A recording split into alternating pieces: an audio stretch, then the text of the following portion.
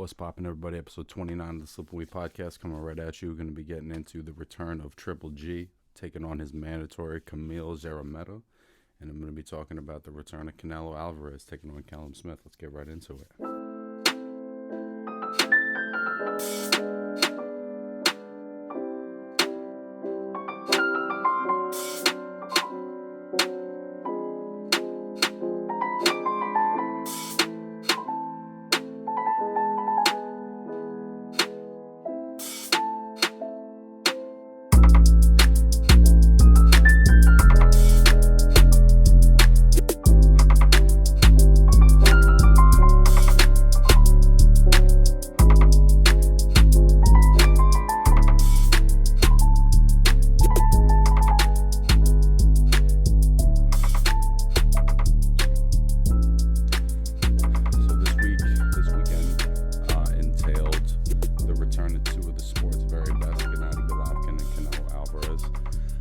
Unfortunately, it was not in the way that we probably all would have liked, which would have been against each other in a third fight. But you have to think on some level, like, they're fighting on the same weekend to gauge the interest in that fight. You know what I'm saying? They're not just like that's in my mind. That looks like shit. I'm trying shit out with this new light, you guys. You gotta just bear with me. It's not an accident that they're fighting on the same card on the same weekend. Not the same card, that they're fighting on the same weekend on the same network. Golovkin was fighting this mandatory Kamil Szeremeta. To be honest with you, I don't really understand how this guy became the mandatory. There's so many good middleweights right now. There's not that many great middleweights, but there's a lot of good middleweights. I'm not saying this guy can't fight, but it just seemed so weird that the IBF would have this fighter as the mandatory to, one of the best fighters pound for pound. But aside from that, to be honest with you, man, Golovkin looked as good as I could remember him looking in a very long time, man. It was very impressive. He dropped him in the first round, the second round, the fourth round, and then the seventh round, which ultimately wound up being the last round, Golovkin stopping him at the end of the seventh. There was a couple of things he was doing that, he looked like the Golovkin we all remember, but to be honest, I think he sort of added, a couple extra layers to what he does aside from power punching and jabbing. His upper body and his head movement was so much better in this fight than I can remember it being. He was never a bad defensive fighter. He was always relatively responsible defensively, but it was a much more active effort to make this guy miss. And then following that up, he was more fluid with his offense. His offense was much more fluid in this fight. I felt like he was throwing smoother combinations, creating angles off of those combinations. Not everything was a 10. He was throwing sixes and sevens, to keep this guy stationary. And to be honest with you, the Szeremeta actually had some nice glove rolling and some head movement. He was kind of trying to catch stuff, but he didn't have the offensive tools to give Golovkin a reason to think twice. And so Golovkin was just pounding him with that jab. And that head movement, I think, threw Szeremeta off as well, because he was throwing his jab and he could not land it. He couldn't even touch glove with it. He was throwing that jab as straight up nothing. And I think that once you start missing your jab so regularly, it's going to make a lot of guys more hesitant to let go of something else, because the jab is like the rangefinder. It's the punch that's going to set up the other punches. So if you're missing that punch consistently, it's going to throw off your whole offense, And I really love how Triple G took his time, man. He really took his time. I think he could have, after the knockdown in the fourth round, I felt like he took his foot off the gas just a little bit, and he probably could have ended it right then. But he didn't, and he, I think, gave himself a few more rounds to work and show everybody his full arsenal, his full skill set. Again, beyond just being a power puncher and a destroyer and a knockout guy, this is a guy with some real craft, some real technique, that can make you miss, that can make you pay. And I felt like he also was throwing this counter right uppercut a couple of times it was so fast, and every time he would land it, it would just blast fucking Szeremeta's head straight up. It was a bing, just fucking. It was like a wake up shot. I don't remember seeing him throw that punch a lot. So as a whole, I just felt like Golovkin's whole game. Everyone is saying that he's on the back end, that he's not the same killer he used to be. But I think in another sense, he's a smarter fighter than he used to be. I think the Canelo fights have sort of forced him in a weird way to add variety to his game. Like, he's much more willing to just put together a little speed combination to set something bigger up, as opposed to just whipping everything, as hard as he possibly can. So I really liked the variety that Triple G had in his game in this fight. And, it's hard to know what he's going to do next. Obviously, a third fight Canelo, I think with Canelo is something that most boxing fans would want to see. And I'll get to that at the end of the fight. But just thinking realistically, he's a middleweight titleist. I don't generally get the sense that his ambitions are to move up in weight. It seems like he's a career middleweight. He's been there his whole career. He doesn't change weight. And so if he's going to stay a middleweight, there's only a handful of fights for him, I would say, that are worth it. And it's the other guys with belts. You got Jamal Charlo. You got Ryota Murata, the guy from Japan. And you got Demetrius Andrade, which, to be honest with you, as far as like matchups and who deserves the fight, I would really love to see Golovkin and Andrade. I think that fight ultimately would determine who the best middleweight in the world was. But I think regardless, if his next fight is against any of those guys, it would be very difficult to say that he's not the best middleweight in the world with 2 belts. And maybe him being the established, for sure, number 1 middleweight again would create even more like public demand for the third Canelo fight, more marketability, the top of this division versus the top of this division in a third fight. So, but we'll get to the potential of that fight later. I want to talk about Canelo and Callum Smith first as well. Again, it was another just well-rounded,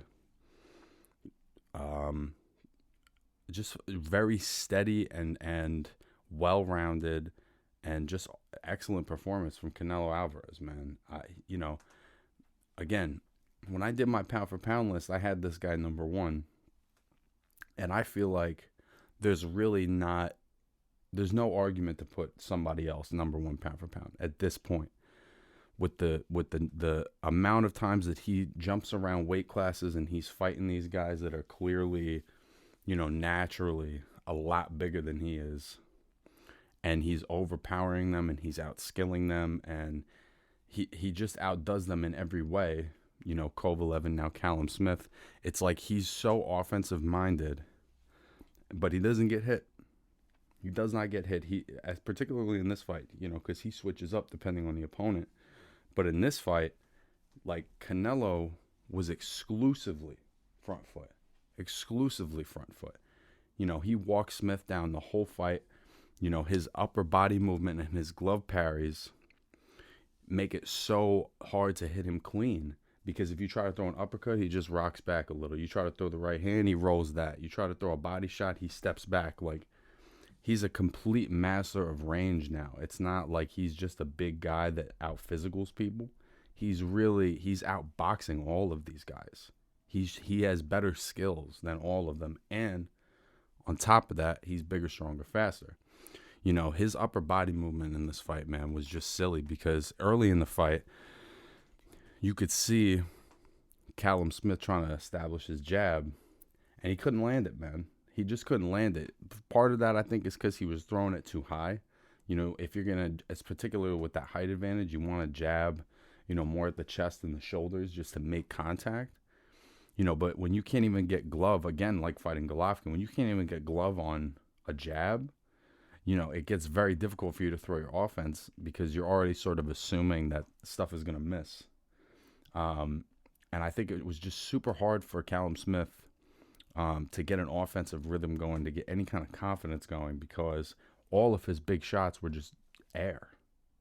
I can't remember one clean headshot he landed the whole fight. Even throwing body shots, Canelo's catching him on the elbows. It's a lot to handle, man. You got somebody coming forward that has that level of understanding of range, whose feet are that good, cuts off the ring. It's like he gets on the inside without throwing a punch because his head movement is so good. It's like he's just on you before you know it, and you can't even put a hand on him with your fucking jab. It's really, he's by far, in my opinion, the best fighter of the moment and one of the best fighters of the era. There's no debate on that at this point. And it didn't matter what Callum Smith threw at him. It was, nice uppercuts. He would try to throw little combinations and he would just miss 4 or 5 punches just throwing at air. And that's the Mayweather effect that Canelo has, where, you get so caught up, like you're really ready to touch something. And when you can't, you start questioning everything, and it makes you hesitant to let your hands go. And that's part of how, at that elite level, that Mayweather-Canelo level, these guys take great fighters and make them look normal. They make them look like they don't really know what they're doing. And it's very special. I think we're watching, one of the all-time greats right now. And a guy that can just do it all. So when you think about what's next for Canelo, he said that he wanted to unify the division. That includes fighting Caleb Plant. That includes fighting Billy Joe Saunders. I think those are good fights. I would love to see him and Billy Joe. I would love to see him and Caleb Plant. I think a slept-on fight at 168 would be a fight between Canelo and David Benavidez. Benavidez is young, but his hand speed, his combination punching, his size, I think he's naturally just a little more aggressive and athletic than Callum Smith or than Kovalev. And he just has more of that kind of youthful enthusiasm on his punches where, he really lets his hands go. I don't know if he'll be able to do that kind of stuff against Canelo, but at super middleweight, those are the 3 fights I think that are the most interesting. But it also comes down to, like, what weight class is Canelo in? Is he willing to go down to middleweight? Is he going to go back up to light heavyweight at some point if it's the right fight? And it's hard to know. But my opinion is that it seems really unlikely that he's going to go down to middleweight again unless it's for a third Golovkin fight or it's for, a fight with somebody that's a big star that's moving up. If it's Errol Spence called him out at the fight during an interview. So maybe there's a welterweight or a junior middleweight star that moves up that he wants to make a fight with. I could see that. But outside of that, I don't think it's going to happen. At light heavyweight, if he really wants to make a claim to being the best, he's going to have to fight Artur Beterbiev. I think that as far as this weight neighborhood, if you're looking for the absolute most challenging fight Canelo can take, I think that's the one. Beterbiev is just a really rugged, technically sound Russian fighter with a lot of experience. He's I think he's 35 or 36, but he's essentially taken no punishment. And I think he's in his prime right now. That's a very difficult, rugged fight for anybody. And I think that on the level of, like, I want Canelo to take the most difficult fight that he could possibly take, I think that's the fight. But as far as the legacy of both Canelo and Triple G, I think that ultimately it would be really good for boxing if they had a third fight. I think it would be really good for boxing for them to have a third fight. And I don't know what weight they would do that, because I do think that Canelo's outgrown middleweight. And I don't know if Golovkin has, like, the natural build to move up to 168. But the bottom line, too, is that Canelo is a very small super middleweight. So even though he's muscular and whatever, it does seem like he could get down to 160. Maybe there's a way to do a catch weight, 164, meet kind of halfway in the middle between super middle and middleweight. But I think that that's important for the sport. And I think before this weekend, if you would ask me, how important is it to you to see a third fight with Triple G and Canelo? I don't know if I would have been that interested. Like, I would have been into it, but after seeing how rejuvenated Golovkin looked, I kind of want to see this fight now more than ever, to be honest with you. I just thought he looked so sharp. His jab was so good. His defense was very reactive. And at 38 years old, it just looks like he's maybe getting better. It looks like he's adding to his game. Maybe he's not the same, crushing puncher. But I think, to be honest with you, man, I think the dude still hits hard. And I think that the time off has done wonders for him. I don't know if he can beat Canelo. He probably can't, just because Canelo can do it all. But he's also had more time with him than any other fighter.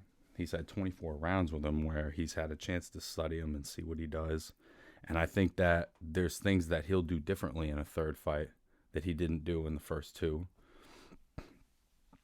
And I think that Canelo can adjust to anybody. And Canelo is the pound-for-pound best fighter in the world and is a favorite against anybody he's in with right now. There's not one person outside of, like, cruiserweights and heavyweights that you could put this dude in with that I think that can beat him. I don't think anybody can beat him. I think he's the most well-rounded fighter in boxing. And the punching power, keeps guys so honest, from rushing him. Even when he's in that defensive mode, it's very rare you see anybody rush him because he hits so hard. But I think as far as legacy, when you look at, really great rivalries, you look at Barrera Morales, you look at Pacquiao Marquez, like, these rivalries are a big part of people's legacy, of fighters' legacies, because it's like, you create your legacy off of who you fight and the magnitude of your fights. You know what I'm saying? And those were two great fights, and it was two guys that have basically just kind of blasted through everybody else that they fought. And then when they fight each other, it's like they were made for each other. So I get, like, the personal animosity between the two of them and the business difficulties, but I think for the sake of the sport of boxing, that it's very important that they put that fight together. I don't know when we're going to see it, but hopefully one day it happens. As far as next week, I'm going to be doing some more predictions for fights in early 21. I'm going to be talking a little bit about this year in boxing as a whole. My fighter of the year, prospect of the year, fight of the year, just kind of a general year-end wrap of, everything that boxing's been through in this COVID era. All of the, there's, and all the great fights. There have been great fights in this, and it's actually been a pretty special time where the sport has been extremely resilient, at a very difficult time for the rest of the world. Boxing has been able to keep a certain level of normal. And also on top of that, in the coming weeks, I'm going to start doing some more kind of technique tutorial stuff.